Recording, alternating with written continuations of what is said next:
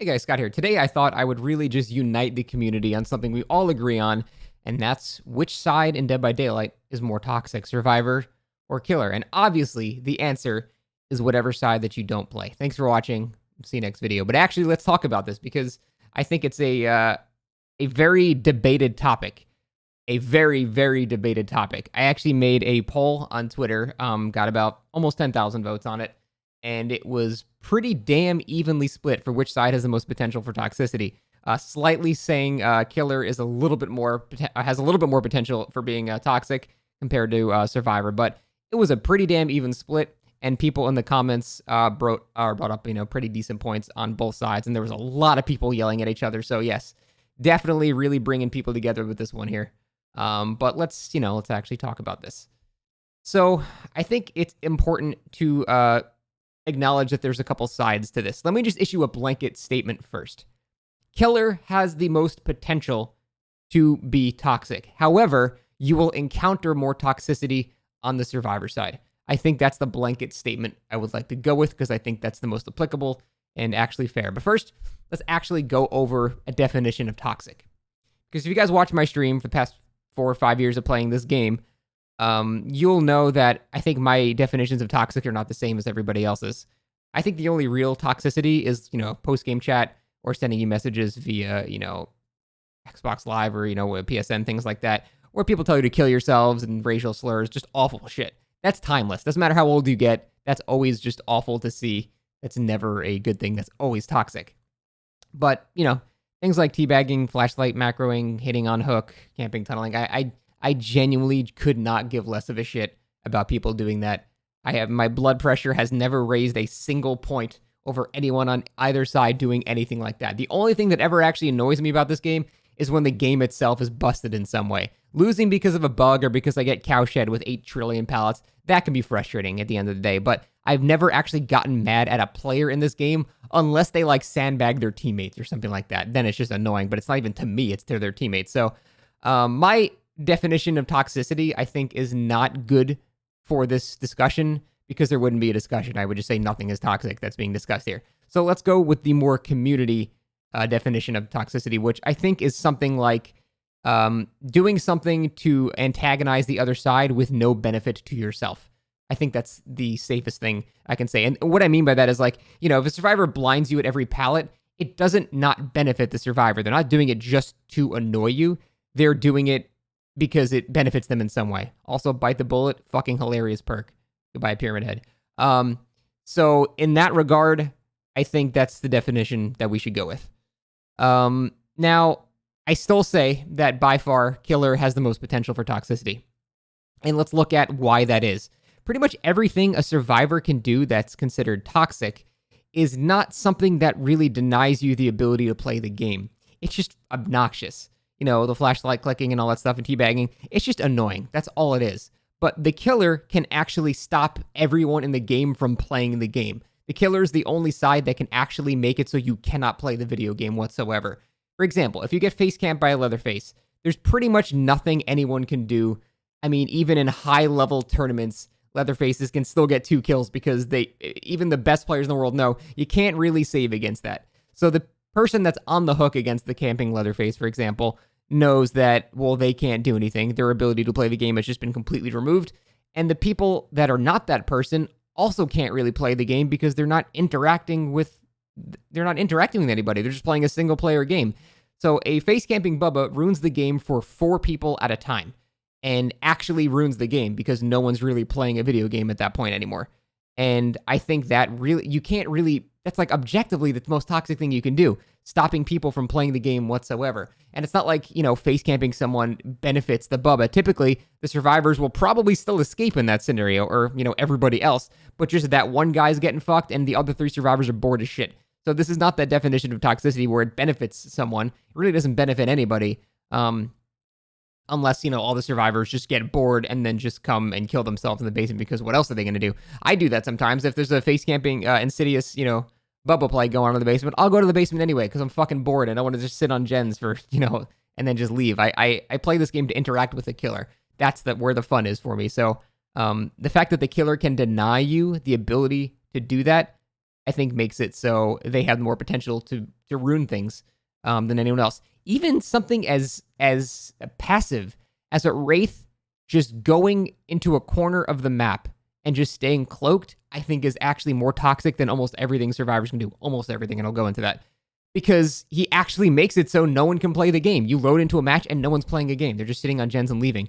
To me, that's just like, I don't think anyone wants to do that. Even during like massive blood point events like this, you get like 10,000 blood points total. It's like you barely get anything. So that's my main counter argument for the fact that killers can be more toxic, because they can pretty much ruin the game for everybody involved. They can make it so no one's actually playing the game at all. And that's the killer's choice, pretty much. Now let's go into the actual toxic things that survivors do. And I want to really try to highlight how almost everything a survivor can do that's considered toxic is actually more beneficial to the killer than the survivor. And maybe this is why I've learned to rationalize that the things that survivors do that are trying to annoy me, I don't care anymore, because all they're doing is they're just doing me a favor. For example, like blinding at pallets, things like that. Like someone following you with a flashlight and just like, while you're chasing someone and just flashlight macroing at you from behind, or someone making loud vault sound across the map over and over again. Teabagging after dropping a pallet and stunning you. All of these things, every single one of these things benefits the killer. The guy vaulting back and forth, not doing gens. Guy following you with the flashlight, clicking a lot, not doing gens. The guy who's teabagging you after the pallet drop is not making distance. Everything they're doing helps you. And I guess I've just learned to rationalize this, and that's why I don't care anymore, because I'm just really at the back of my mind going, thanks, you're not running away. I can catch you sooner now. This is great. And so I don't care, because they're actually being nice to me in terms of an actual game progression sort of way. Now, obviously, they're trying to annoy me, and that's, I think, where unfortunately a lot of people fall prey to this. But I think it would try to help if you just try to see it from a different perspective, where they're actually only helping you when they're doing these things. Now, there are, I think, two main exceptions where they're trying to annoy you and it doesn't benefit you at all. And those two examples are things you don't have to subject yourself to.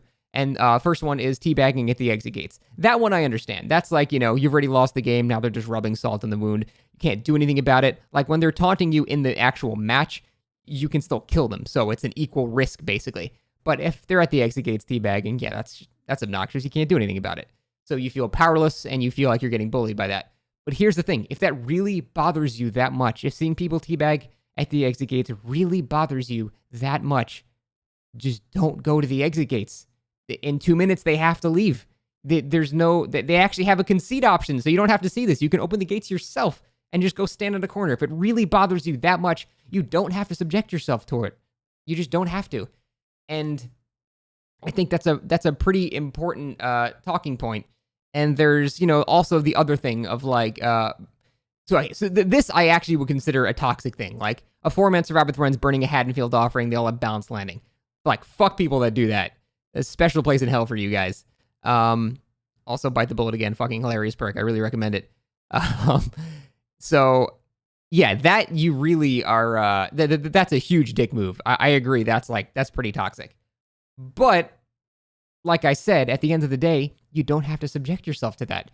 If you see a Haddonfield offering and 4 people in a group, or you suspect they're in a group, or you see multiple Haddonfield offerings, or anything that you don't like or you're suspicious of, you can just close the game while it's loading. And there's zero negative ramifications to this whatsoever. No one loses any ranks, no one loses any items, no one loses anything. The only thing that happens is the survivors have to go back into a probably slightly longer queue, which, fuck them. They shouldn't be doing what they're doing anyway.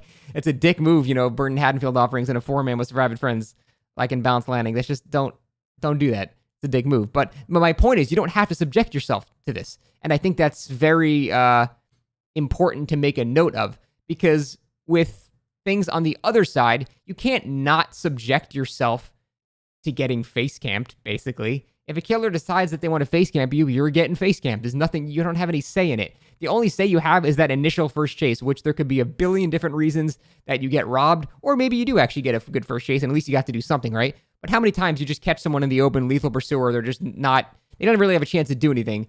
But the whole point is, your ability to play gets robbed in that scenario, where everything that the survivor does, you have the ability to do something about. And even the things that you have no control over, you still do, because you can, close the match before it starts, or just not go to the exit gates. And everything else that they can do in the match that you do have to subject yourself towards, it benefits you in some way. So that's why I don't really see Survivor as that bad. Whereas, if a Leatherface face camps me, I'm just bored and he's actually ruined my experience and basically everyone else's experience. So I think for that reason, I'm going to have to say that Killer actually is the more toxic side. But I have to mention that it's a numbers game. Although Killer is the more toxic side, or has the potential to be more toxic, you will encounter people trying to be toxic on Survivor more. And it's not because people that play Survivor are sadistic and they just want to just fuck with people with their friends.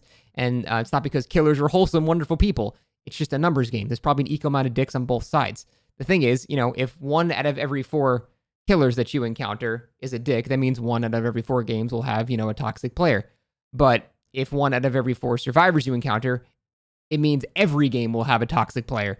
So it's just a numbers game. There's just simply more chances to run into a toxic player when you're playing Killer. So the feeling of being outnumbered translates to being bullied, and it just seems like it's a lot worse than I think it actually is. Now, obviously, I can't say what your subjective experience is. That's egotistical and arrogant.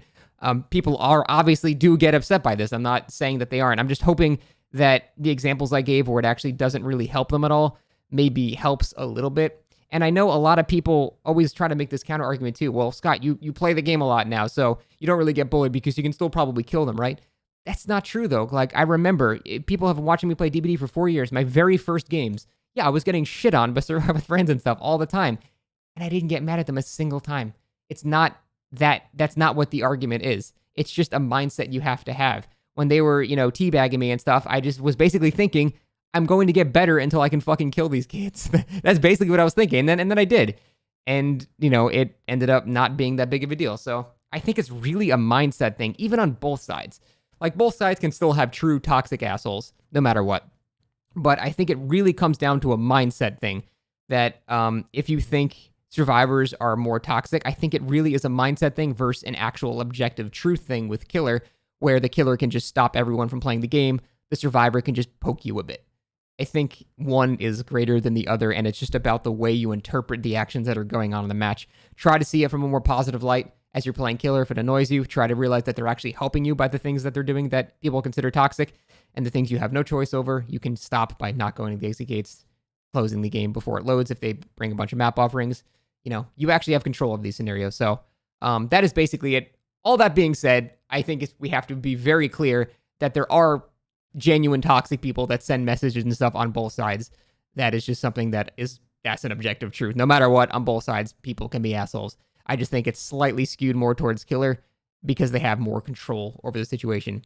And I know people want to say, well, new killers don't have control over, a Survivor with Friends bullying, but that's not true. You do have some control. You have little control, but you have some control. If you get face camped by a Leatherface, you basically have no control. So it's slight, but the differences are there. I'm not saying that, it's a huge difference or anything like that. Killer is, way more toxic or anything like that. It is very, very close. I just think Killer just edges out a little bit more than Survivor based on my experiences, and that's about it. But yeah, I'm curious to see how you all kill each other in the comments. This is obviously a very passive, very friendly topic that everyone agrees on. So just try to keep it civil between yourselves. I'm just trying to help have a more healthy mindset that will probably make you less mad at the game on both sides. So just try to adopt that mindset, I guess. That's really all I'm saying. But that is it for this video. Thank you for watching, and we'll see you next time.